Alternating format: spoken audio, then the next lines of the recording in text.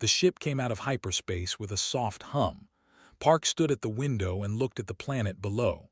Prime, the heart of the Empire, a world of crystal towers and golden seas that had existed for 10,000 years. Was 45 years old. His hair was turning gray at the sides. His face had lines from years of difficult work. He had been a diplomat for 20 years and he had seen many things, but he had never seen anything like this planet. He straightened his simple black suit and picked up his diplomatic case. Inside were documents that could change the future of humanity. A trade agreement, access to asteroid fields rich with rare metals, resources that Earth desperately needed. The shuttle landed on a platform made of white stone, stepped out and felt the warm air on his face. Two guards waited for him. They were tall, almost 7 feet, with silver skin that shined in the sunlight. Their eyes were large and pale, like moons in a dark sky. They said nothing. They simply turned and walked toward the palace. Followed. The palace was the most beautiful building he had ever seen. It rose from the ground like a mountain made of glass. Light moved through its walls, creating rainbows everywhere. Thousands have walked through its halls, all of them tall and graceful, and looking at he was a small insect that had wandered into their home. He kept his face calm. He had expected this. Humans were new to the galaxy. They had only learned to travel between stars 300 years ago. They had been building empires when humans were still living in caves. To them, humanity was a child species, young, unimportant, temporary. The throne room was vast. The ceiling was so high that clouds actually formed near the top. Hundreds of nobles stood along the walls, dressed in robes that sparkled with tiny lights. At the far end of the room sat Emperor the Eternal on a throne made of pure crystal. The Emperor was old. His silver skin had turned almost white with age, but his eyes were sharp and cold, like 2 pieces of ice. He walked toward him with the expression of someone watching a bug crawl across their floor. Stopped at the proper distance and bowed deeply. He held the bow for exactly 3 seconds, as protocol demanded. "Rise," the Emperor said. His voice echoed through the chamber. "So, you are the human." "I am Ambassador Park, your Imperial Majesty. I bring greetings from Earth and the United Human Coalition." "Yes, yes." The Emperor waved his hand dismissively. "We received your request for negotiations. We have decided to grant it. The people of Earth are grateful for your generosity." The Emperor smiled, but it was not a kind smile. "We have assigned someone to assist you during your stay, someone to guide you through our customs and translate your simple language into proper." He gestured to his left. A young female stepped forward. She was beautiful even by their standards. Her silver skin was perfect and smooth. Her eyes were larger than most, and they shimmered with colors like oil on water. Small iridescent scales decorated her cheekbones, marking her as royalty. "This is my daughter," the Emperor said. "Princess, she is 19 cycles old. She will be your liaison." Understood immediately. 19 cycles was very young for a. They lived for centuries. Sending a teenage princess to handle diplomatic negotiations was an insult. It was the Emperor's way of saying that humans were not worth the attention of anyone important. The nobles in the room whispered to each other. Some of them laughed quietly. Walked down the steps toward. She moved like water, smooth and graceful. When she reached him, she looked down at him with obvious contempt. She was taller than him by almost a foot. "Human," she said, her voice was cold. "I am told your species requires sleep every day. How inefficient. I have arranged quarters for you in the eastern wing. They are small, but they should be adequate for someone of your stature." More laughter from the nobles. Looked at her. For a moment, something passed across his face. It was gone so quickly that no one noticed it. Then he simply bowed his head politely. "Thank you, Princess. I am sure the quarters will be comfortable." Blinked, she had expected anger, protest. some kind of reaction, but the human just stood there calm and patient like a stone in a river. "Follow me," she said and turned away. Followed her through the crystal halls. She walked quickly, forcing him to hurry to keep up. She did not look back at him. "The negotiations will begin tomorrow," she said.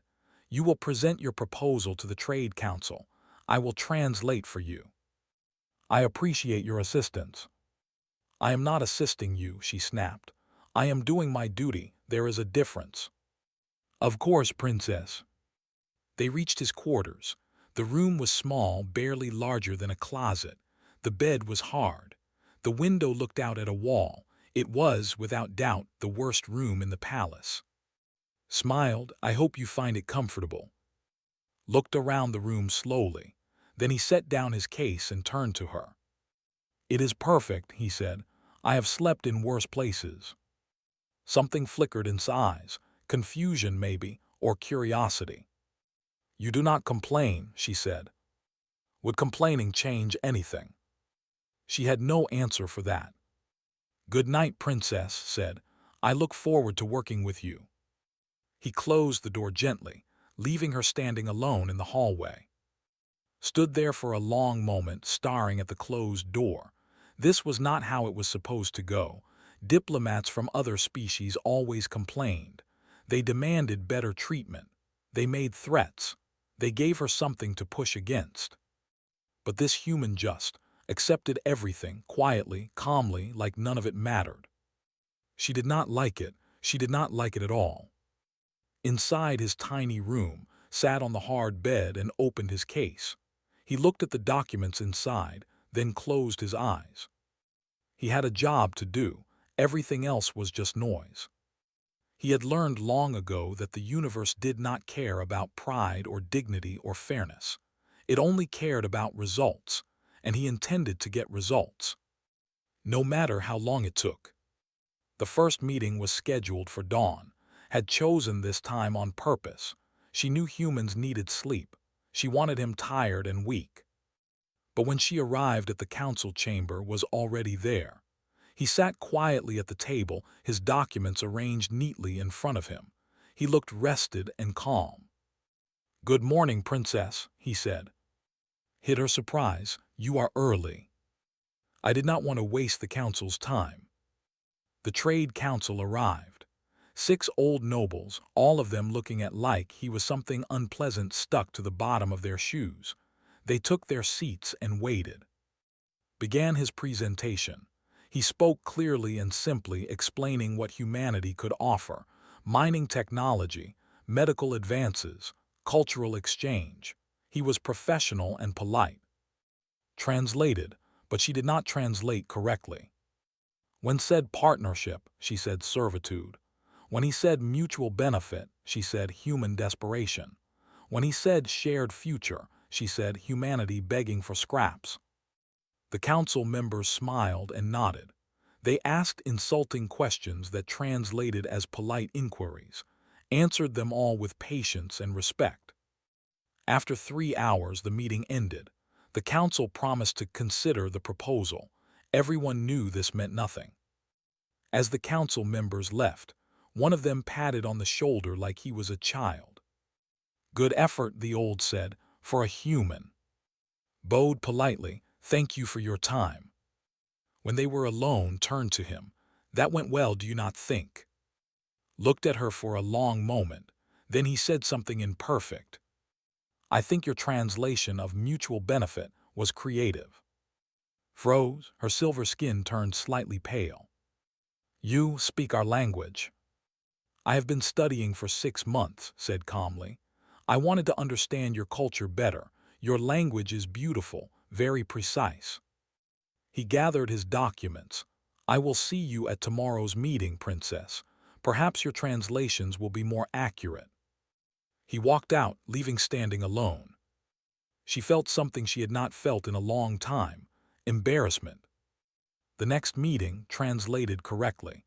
She had no choice, but she found other ways to make life difficult.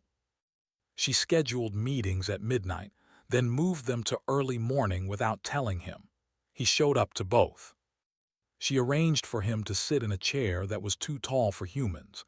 His feet dangled like a child's. He sat there for 4 hours without complaint. She served him food that was considered disgusting even by standards, a gray paste that smelled like rotting fish. He ate every bite and asked for more. She spoke to him in the informal register, the way spoke to servants and animals. He answered in the same register, showing no offense. At state dinners, she placed him at the far end of the table, near the kitchens where the noise and heat made conversation impossible. He smiled and made polite small talk with the servants. Nothing worked. 3 weeks passed, grew more and more frustrated. She had broken diplomats from a dozen species. The ambassador had cried in front of the entire court. The envoy had challenged her to a duel and lost 3 fingers. The delegate had suffered a mental breakdown and had to be sent home. But this human just kept going. Every insult rolled off him like water off stone. Every obstacle he simply walked around. Every trap she set, he avoided without even seeming to notice. One night found herself in the palace library, searching for information about humans. She had never bothered to study them before. Why would she? They were insignificant. But now she needed to understand. What made this species so impossibly stubborn? She read for hours. What she found disturbed her. Humans had nearly gone extinct 17 times. Ice ages that froze their planet. Plagues that killed half their population. Wars that burned entire continents. Natural disasters that should have wiped them out completely. And every single time they survived, they rebuilt, they kept going. One passage stuck in her mind. It described something called the long walk during a human war. Soldiers, wounded and starving, walked through frozen mountains for weeks. Most of them died, but some survived, and those survivors won the war. The passage ended with a human saying, "We just kept putting one foot in front of the other. That is all survival is, one step at a time." Closed the book. Her hands were shaking slightly. She had been trying to break for 3 weeks. She had used every trick she knew, and he was exactly the same as the day he arrived, calm, patient, focused. Because he was not trying to win the negotiations. He was just trying to survive them. And humans, she was beginning to understand, were very good at surviving. The next morning she found in the gardens, sitting on a bench and watching the sunrise. He looked tired. There were dark circles under his eyes, but he was smiling slightly. "Princess," he said, "you are up early." I could not sleep. She sat down beside him, keeping a proper distance. "May I ask you a question?" "Of course." "Why do you not get angry? I have done everything I can to insult you, to humiliate you. Any other diplomat would have given up by now. Why do you stay?" Was quiet for a moment. He watched the sun rise over the crystal towers. "My grandfather was a farmer," he said finally. "He worked the same piece of land for 60 years. One year there was a flood. It destroyed everything. His house, his crops, his animals, everything he had built." He paused. I asked him what he did. He said he went to sleep. And the next morning he woke up and started rebuilding. I asked him if he was angry at the flood. He said no. Floods do not care about anger. They just happen. The only choice is whether to rebuild or give up. He looked at her. "You are not my enemy, Princess. You are just an obstacle, and I have faced many obstacles in my life. I will face many more after you. Getting angry at obstacles is a waste of energy. I would rather use that energy to find a way around them." Did not know what to say. "My people have a saying," continued. "Fall down 7 times, stand up 8. It means that failure is not the end. It is just another step on the journey." He stood up and brushed off his suit. "I should prepare for today's meeting. Good morning, Princess." He walked away, leaving alone with the sunrise. She sat there for a long time, thinking about floods and farmers and a species that simply refused to stop. For the first time in her life, She felt something like respect for a human, and it scared her more than she wanted to admit. The final banquet was the most important night of the negotiations. Everything depended on it. For 6 weeks had worked without rest. He had attended every meeting, answered every question, and survived every insult. The Trade Council had finally agreed to hear humanity's formal offer. If they accepted, Earth would gain access to resources that could fuel human expansion for centuries. Stood in his small room preparing for the night. He had one good suit, the same one he had worn since he arrived. He had washed it himself in the tiny sink. It was wrinkled but clean. He looked at himself in the mirror. He looked old, tired, but his eyes were steady. Tonight would decide everything. The banquet hall was filled with hundreds of nobles. Crystal chandeliers hung from the ceiling, casting rainbow light across the room. Musicians played soft, flowing music in the corners. Servants carried trays of exotic food that sparkled and glowed. Emperor sat at the head of the great table. His children sat around him, including Princess. She wore a gown made of liquid silver that moved like water when she walked. Was seated at the far end of the table as always. He did not complain. He ate the food that was placed in front of him. He made polite conversation with the minor nobles around him. He waited. Finally the emperor stood. The room fell silent. "We have gathered tonight to hear the final proposal from our human visitor," he said. His voice dripped with contempt. "Ambassador Park, you may speak." Rose from his seat. He walked the length of the room, past hundreds of staring faces, until he stood before the emperor's table. He carried a single document in his hands. "Your Imperial Majesty," he began, "members of the Trade Council, honored guests, I thank you for this opportunity." He spoke for 20 minutes. He outlined everything humanity could offer: technology, resources, cooperation. He painted a picture of two great civilizations working together, building a future that would benefit everyone. His voice was calm and strong. His words were carefully chosen. It was the best speech of his career. When he finished, there was silence. The nobles looked at each other. Some of them seemed impressed despite themselves. Then Princess stood up. Something had changed in her over the past week. The curious respect she had felt in the garden had been buried under pressure. Her father's advisors had spoken to her. The conservative factions at court wanted the negotiations to fail. They feared what humanity might become if given access to resources. They had reminded her of her duty, her loyalty, her blood. And she was only 19 years old, too young to resist the weight of her entire culture pressing down on her. "Forgive me," she said loudly, "but I cannot stay silent." Turned to look at her. Something flickered across his face, but he said nothing. Walked around the table until she stood facing him. The entire room watched in silence. "This human speaks of partnership," she said. "But what could humans possibly offer the Empire? We have ruled the stars for 10,000 years. We built cities when their ancestors were still living in caves, wearing animal skins and hitting each other with rocks." Some nobles laughed, continued, her voice growing stronger. "Humans are temporary.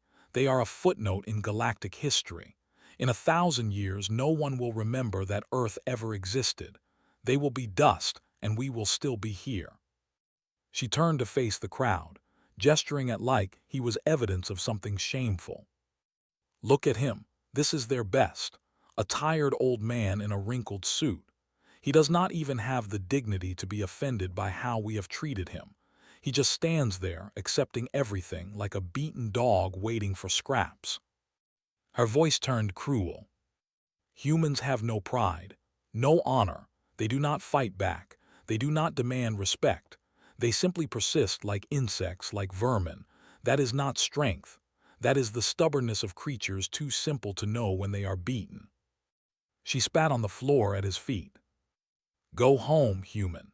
Tell your people that the Empire has no interest in partnership with insects." The room erupted in laughter. Nobles pounded their tables in approval. Even the emperor smiled, pleased with his daughter's performance. Turned back to expecting to see anger, hurt, shame, something. Instead, she saw something she did not understand. His face was completely calm, but his eyes held an expression she could not read. It was not anger. It was not sadness. It was something deeper, something patient, something that had seen this all before and knew exactly what would come next. For a moment, their eyes met. Then, without a single word, closed his diplomatic case. He straightened his wrinkled suit. He bowed once to the emperor, a perfect bow, exactly as protocol demanded. And then he walked out. He did not shout. He did not protest. He did not defend himself or humanity. He simply turned and walked away, his footsteps echoing in the sudden silence. The laughter died. The nobles looked at each other in confusion. This was not how it was supposed to go.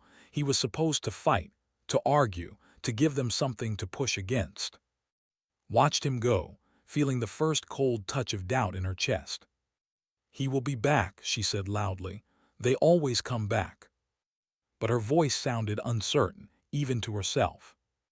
That night she could not sleep. She kept seeing his eyes, that strange, patient expression that seemed to look right through her. In the morning, she learned that the human shuttle had left during the night. The ambassador was gone, and he had not said a single word. Told herself it did not matter. Humans were nothing, he was nothing. Good riddance. But deep inside, in a place she did not want to examine, she felt a cold knot of fear beginning to form.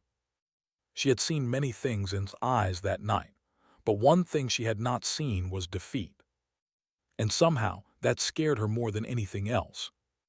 At first, the court celebrated. They had driven off the humans. The arrogant little species had learned their place. Princess was praised by nobles and advisors alike. Her father gave her a rare smile and called her a true daughter of the empire. "You showed them what they are made of," the emperor said proudly. "Let them crawl back to their little planet and think about their insignificance." Smiled and accepted the praise. But at night, alone in her chambers, she could not stop thinking about his eyes. Days passed. The court waited for the angry messages from Earth. Surely the humans would protest. They would send threats. They would demand another chance to negotiate. Nothing came. A week passed, still nothing.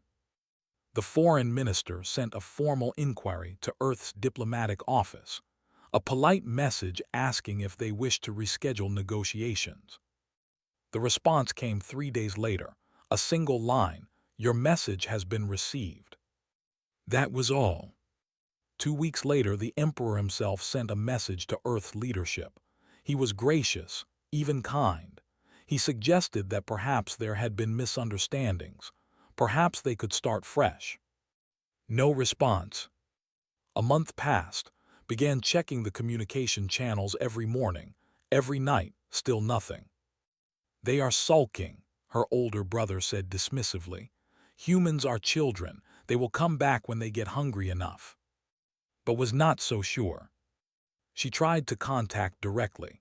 She sent messages to his diplomatic account, to his personal address, to anyone who might know where he was. Finally, she received a response from someone named. "Ambassador Park has been reassigned to domestic duties. He is no longer available for interstellar communications. We wish you well." That was all. 3 months passed. The noticed something strange. Human merchant ships which had once eagerly sought goods were no longer coming to Prime. They flew past, headed to other systems, other markets. The Trade Council investigated.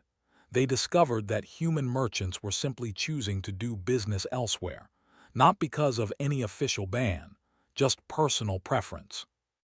"Ports are difficult," one human trader said in an intercepted communication. "Too many regulations, too much attitude, easier to trade with a species that considered primitive and unimportant." 6 months passed. Human scientists who had once collaborated with researchers on several projects politely from all joint ventures. They cited scheduling conflicts and shifting priorities. But everyone knew the truth. The asteroid fields that they wanted to mine began producing resources anyway. Human ships were there, using advanced technology to extract minerals that methods could not reach. But they were mining in a different sector, one they had quietly negotiated access to with the collective. The collective, this oldest rivals. They planned this, the foreign minister realized, his face pale. The humans had backup plans. When we refused them, they simply went to our enemies. 9 months passed. Other species began to notice. The who had once been the dominant power in their region were being slowly surrounded by human trade agreements and alliances. At a galactic conference, a diplomat made a joke. What do thee and a black hole have in common? Both of them drive everything away and do not understand why they are alone. Everyone laughed, even species that had feared them for centuries. Attended the conference. She stood in a corner and listened to the laughter. She watched human diplomats move through the crowd, shaking hands, making friends, building relationships with everyone except the. They were not angry. They were not hostile. They did not insult thee or speak badly of them. They just acted like they did not exist. 1 year passed. The emperor summoned to his throne room. He looked older than she remembered. The past year had not been kind to him. Our influence is fading, he said quietly. Other species see our weakness. They see that we could not maintain relations with the humans, and they wonder if perhaps they are not as mighty as they once believed. He turned his cold eyes to his daughter. You caused this. Your speech drove away the human ambassador. Your words have cost this empire more than any war ever could. Wanted to protest. She had only done what the advisors wanted, what he had encouraged, but she knew better than to make excuses. What would you have me do, father? Fix it, his voice was hard. Go to Earth, apologize, beg if you must, whatever it takes to repair what you broke. Felt cold. They will not see me, they do not answer our communications. Then go there in person, make them see you. The emperor leaned forward. You are a princess of the empire, act like one. That night packed a small bag. She would travel alone, without guards or servants. She did not deserve to arrive in glory. As she prepared her ship, she thought about his patience, his quiet strength, the way he had simply walked away without a word. She understood now what that silence meant. It was not weakness, it was not surrender. It was the silence of someone who knew that words were useless, that actions mattered more than arguments, that the best revenge was simply living well while your enemies destroyed themselves. The humans had not attacked the empire. They had simply stopped caring about it.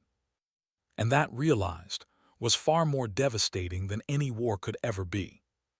She set her course for Earth, for a planet she had mocked as insignificant, for a species she had called vermin. She did not know if they would forgive her. She did not know if they would even agree to speak to her. But she knew she had to try.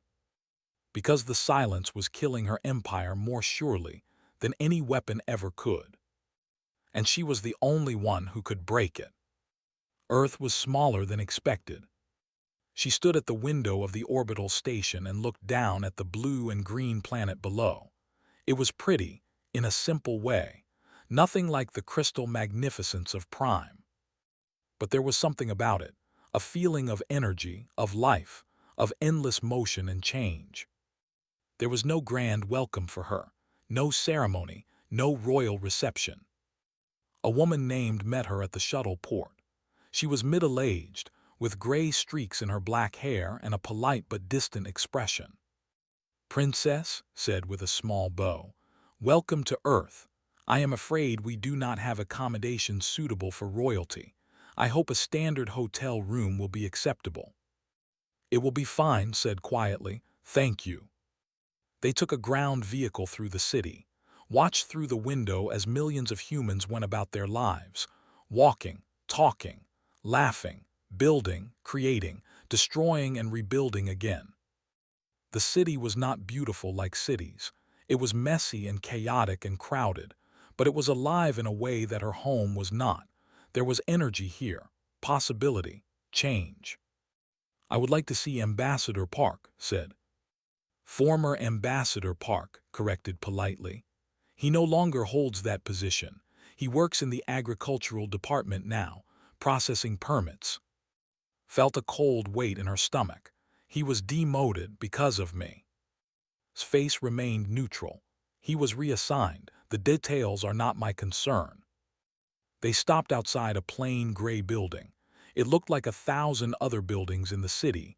Nothing special, nothing important. "His office is on the 3rd floor," said. "Room 307. He knows you are coming. He agreed to see you." Hesitated. "Will you come with me?"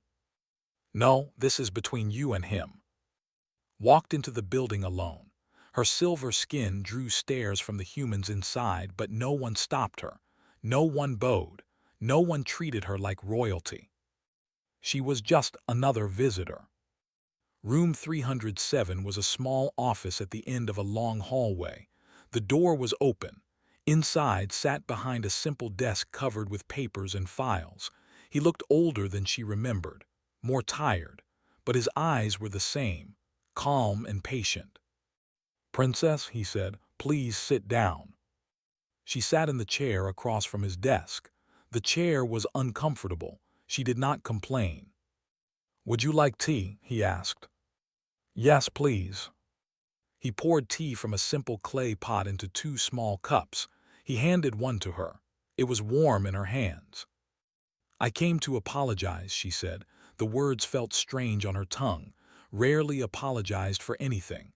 "What I said at the banquet, it was cruel, wrong. I spoke from ignorance and pride." Sipped his tea. "You spoke what your people believe. There is no need to apologize for honesty." "But I was wrong," set down her cup. Her hands were shaking slightly. "I have spent the past year studying your kind, reading your history, trying to understand what I missed." She looked at him. "You are not weak, you are not simple, you are terrifying." Raised an eyebrow but said nothing. "You do not conquer through force," she continued. "You do not demand submission. You simply make yourselves essential to everyone around you. And then, when someone insults you or rejects you, you walk away. And suddenly everyone realizes they needed you more than you needed them." She shook her head. "My empire is 10,000 years old. We have conquered 100 worlds. But in 1 year of your silence, you have done more damage to us than any enemy ever has. And you did it without firing a single weapon." Was quiet for a long moment, then he spoke. "We learned something long ago. The universe is vast. There is room for everyone. We do not need to prove our worth to those who refuse to see it. We simply move forward, with or without you." He stood and walked to the window. Outside, the city sprawled in every direction. Millions of lives, all of them moving and changing and growing. "Your empire measures itself against its past," he said. "You look at your 10,000 years of history and say, look how great we are. But you are always looking backward, always comparing yourselves to what you were." He turned to face her. "Humans do not look backward, we only look forward. We do not care what we were, we only care what we might become. We have no ceiling, no limit, no point where we say this is enough." He smiled slightly. "That frightens you, does it not? A species with no upper limit, no final form, just endless becoming." Could not deny it. "My father wants to reopen negotiations," she said. "I know. Will you consider it?" Returned to his desk. He opened a drawer and pulled out a small, recognized it, the original trade proposal, the one he had never submitted. "I kept this," he said, "because I believe in second chances. Humans are stubborn that way."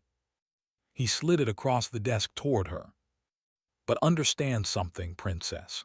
We do not forgive insults so that we can be insulted again. We forgive because holding on to anger is exhausting. We have better things to do with our time." He leaned back in his chair. "If we negotiate again, things will be different. We will be treated as equals, not because you fear us, but because you respect us.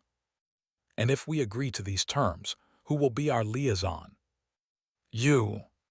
Blinked me, but I am the one who ruined everything. "Yes, and you traveled across the galaxy to apologize. You admitted you were wrong. You learned from your mistake," he smiled. "That makes you the most valuable person in your entire empire, because you can change." He stood up, signaling that the meeting was over. "Go home, princess. Tell your father we accept, but remember what I said. We do not hold grudges, we just remember there is a difference." Rose, she looked at this tired old man in his small office, processing agricultural permits, and she finally understood. He was not defeated, he was not broken, he was simply waiting. Humans were always waiting, always patient, always ready to move forward when the time was right. "Thank you," she said, "for the second chance." "Thank yourself," replied, "you earned it." As left the building, she looked up at the sky. Somewhere out there among the stars, her empire was slowly fading. 10,000 years of history, crumbling because they could not accept that the universe was changing. But maybe it was not too late. Maybe they could learn, maybe they could grow. Maybe with a little human stubbornness, they could become something new. She smiled for the first time in a year.